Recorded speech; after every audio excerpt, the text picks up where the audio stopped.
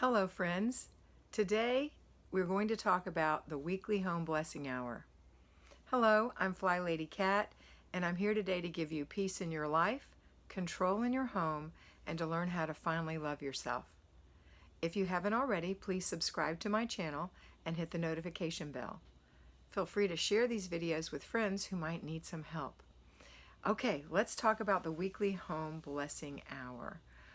The weekly home blessing hour is not a deep cleaning.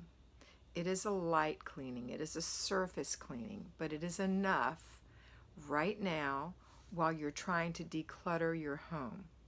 It's also a little bit of a maintenance to keep up what you do when you finally deep clean in your home. This lets it go from week to week by doing a little light cleaning. So we have two parts of the weekly home blessing hour. We have what I call the baby jobs and the grown-up jobs. The baby jobs, there are three of them. One of them is emptying the little garbage cans in your house. You know, the ones in the bathroom. You might have one in the office. Little garbage cans that a child could easily grab the bag and go throw it in the big garbage, okay, and put a new liner in. That's a baby job. So you can certainly do that job. It takes less than 10 minutes to do all the little garbage cans in your house. The second baby job is taking a microfiber cloth, getting half of it wet, leaving half of it dry, going in the bathroom, looking for spots on the mirror, and just getting those spots. Not cleaning the whole mirror, just getting those spots. Limit yourself to 10 minutes for the whole house. If you'd like, you can say, I'm going to do 5 rooms. Each room I'm going to allow myself 2 minutes. It probably won't take you the full 10 minutes. The things you'll be wiping will be, like I said, spots on the mirror in the bathroom, maybe handprints or fingerprints on mirrors where children can reach, or where your husband has put his hand on a mirror, or maybe you. Maybe the dog nose prints on the sliding glass doors or the French doors, the kitty paws on any glass tables. But you're not going to be wiping down like a hall mirror that nobody has touched, or even your bedroom mirror on your dresser if there's no spots on it. You're going to skip that and get through the whole house very quickly. The third baby job is dusting. And it is not a baby job if you don't have a good feather duster. This is the feather duster I recommend. This is the FlyLady feather duster. It has the signature purple feather in the middle, so you know it's the FlyLady feather duster.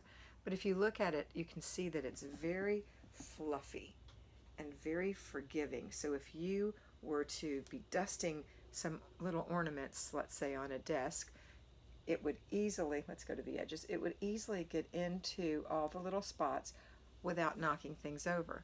So a baby, not a baby really, but you know, a young kid could totally dust with this.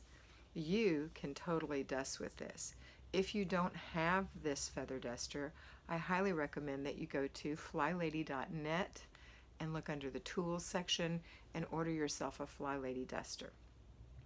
If you look very closely at the feathers on this duster, you will see that it has little teeny micro feathery things.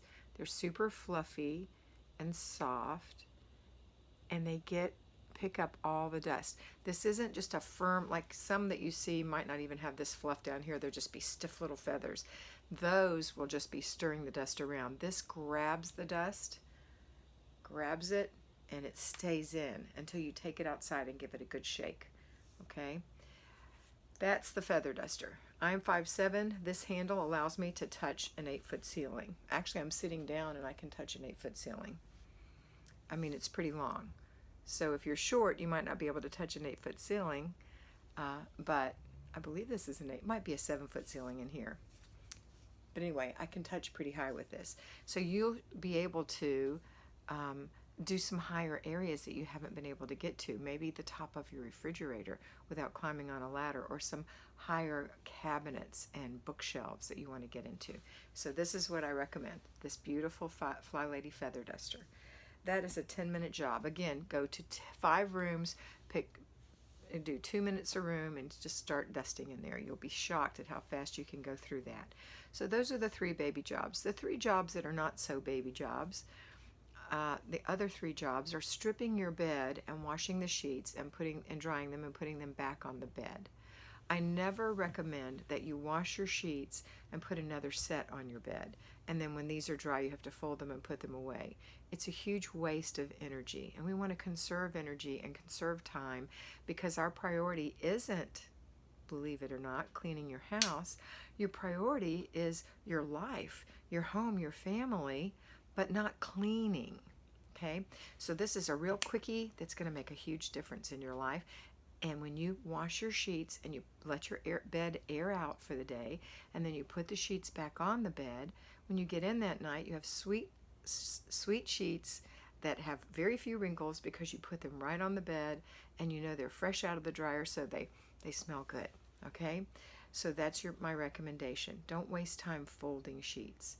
The second not so baby job is working on the floors, the hard surfaces in your house, whether they're carpeted or actually hard surface like wood or vinyl.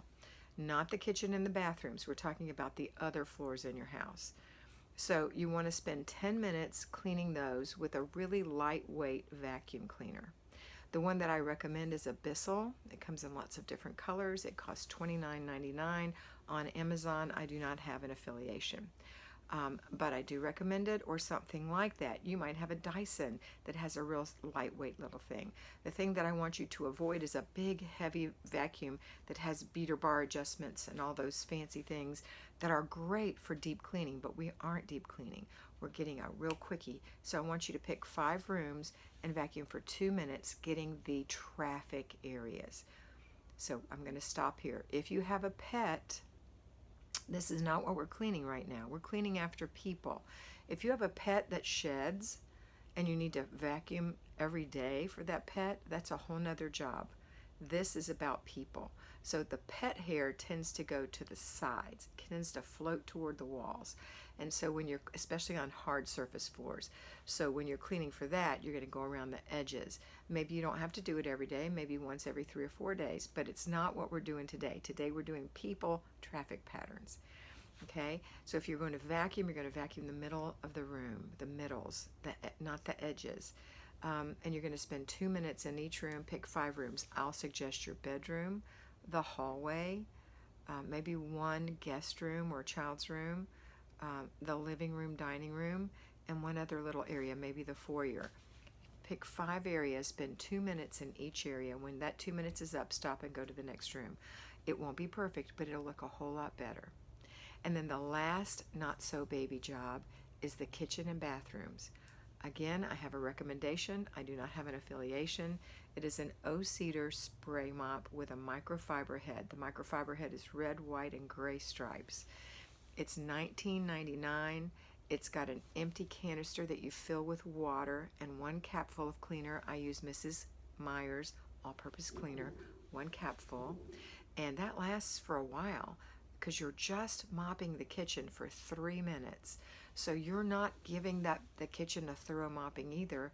You're just mopping in front of the refrigerator, the stove, the sink, the dishwasher, around the island if you have one, and maybe around the table. If you have a few seconds left, you can hit the middles, but just 3 minutes, and then go on to the bathroom. The reason I tell you in the after dinner routine to sweep the kitchen every day after dinner is so that you won't have a buildup of dirt on your floor or things that get stuck when they're stepped on, like an English pea, which dries up and you don't notice it until you get ready to mop, and now you're standing on the head of your mop and you're pushing and shoving. That's not what we're doing here. We're doing a glide over, just a glide over. So keep it swept every day, and then you'll be able to glide over.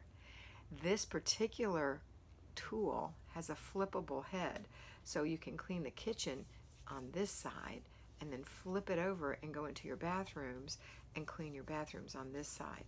So in your bathrooms, you're going to clean in front of the sink where you stand to do your hair. Maybe there's some hair products that get on the floor, and then in front of the toilet, around the toilet, in front of the tub, and if you can hit the middles, great. But 2 minutes per bathroom. So if you have 3 bathrooms, you'll be spending 3 minutes in the kitchen, 6 minutes in the bathroom, total less than 10 minutes. Okay. One thing I will tell you about bathrooms is that's where we comb our hair a lot, and so there may be a lot of hair on the floor in there. So before you vacuum your hall, I would suggest that you go in the bathroom. If you have any rugs in there, take them into the hall and shake them in the hall, and then lay them over the tub or the toilet. And then when you are vacuuming, run that vacuum into the bathroom for just 30 seconds and get the edges, just where the hair goes against the wall. Then when you mop, you won't be mopping hair, okay? When you're done with your vacuum, I want you to make sure you wrap the cord up, snap it closed, empty the canister if it needs emptying, and go put it away nicely. When you're done with, this is when you're done with everything, I'm sorry. When you're done with everything, you take your mop and you take the microfiber head off, take it into the laundry room so it can dry, and then put it in the laundry. And then there's no cord for that one. It's just a pull. It probably has a battery in it. Mine never has worn out. I've had it for a while, a couple years. But go put that away. Put it away nicely so that when you're ready to use it, it'll be ready. And you know where your microfiber head is when it's clean. It should be with your microfiber rag. So when you get ready to mop, you're going to load your microfiber cover onto your the head of your mop.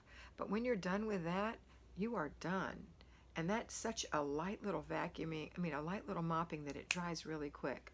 So you can walk through your house and say, wow, this looks like I've had a housekeeper come in. That's crazy. It's not as deep cleaning as a housekeeper would do, I hope, but it makes it look presentable. And so that's what you want to work on. You want to get your weekly home blessing done every week, blessing your house, not deep cleaning. Please do not get into, oh my gosh, yes, Kat, but I haven't cleaned it in so long, it really, really needs a big deep clean, and I'm going to spend a couple hours. Please don't do that. Just continue to clean it every week. That's the point. If you clean for several hours, you're going to be less inclined to clean the next week. Just do what I ask you to do every week, week after week, and before you know it, your house will look so, so much better. All right, that's it for today. I hope you have a wonderful day, and I hope that you always remember that you are beautiful. So be beautiful.